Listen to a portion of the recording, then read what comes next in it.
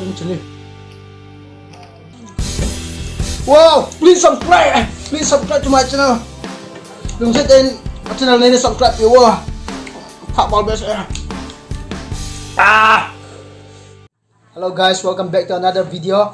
Tuni video kan bolding ile South Korea style na. Mukbang ati kan bol he. Tuni akan ne dio hi le. Chicken leg. Kan ne di na banting le. Akeng lito. Achin. Chicken liver.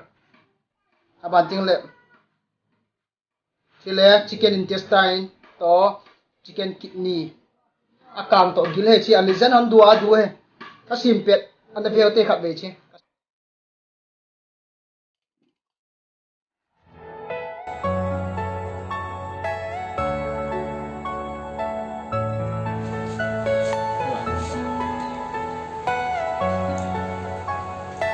Sedang simpan dia. Lai vet laki dah ma zo tian ne kan tia tu ni la cha. Aluang koi man du lo ya ken kan ne di he.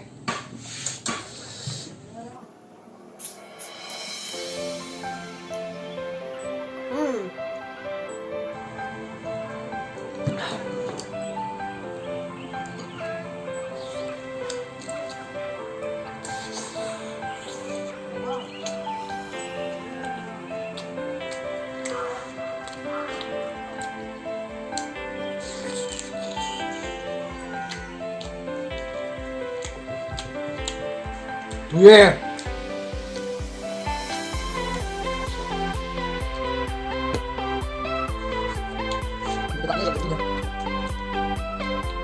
Chicken liver.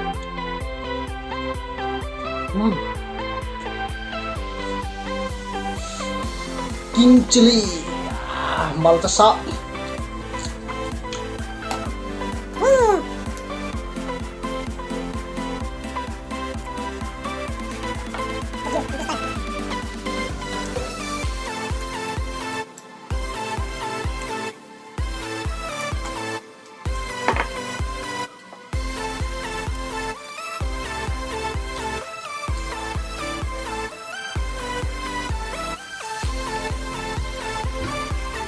Wow, please subscribe to my channel. Đừng chết tên channel này subscribe yêu à. Thạo bảo best. Mà sắp chút thả được lom mẹ.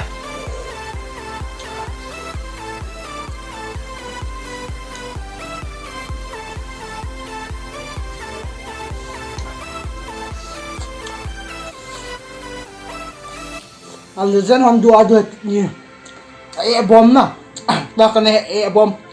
Agil to bom ya. Cucumber. Trong mày. Ba hiệp. Keng. Chicken leg.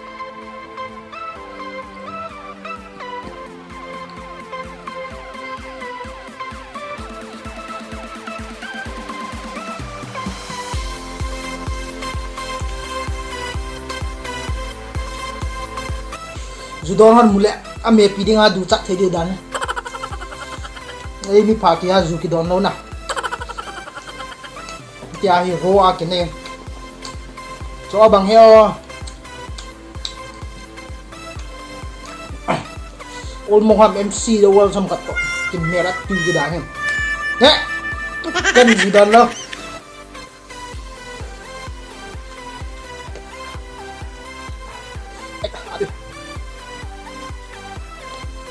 Các bạn tạo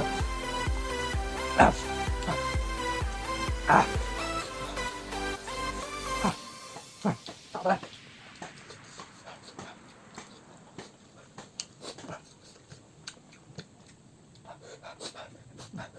hát đây chim tạo ra kidney của em liver của mạng chưa hát không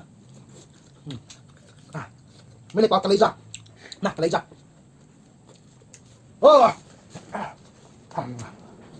những em wow cái nó sâu mong tay em cái vạt tâm lại ra bộ lần cho bây giờ cái điểm cũng điểm tao lọt thảo tầm nhẹ lắm nào quỳ mà cái đeo luôn em lúc đầu xuống là nhá thảo to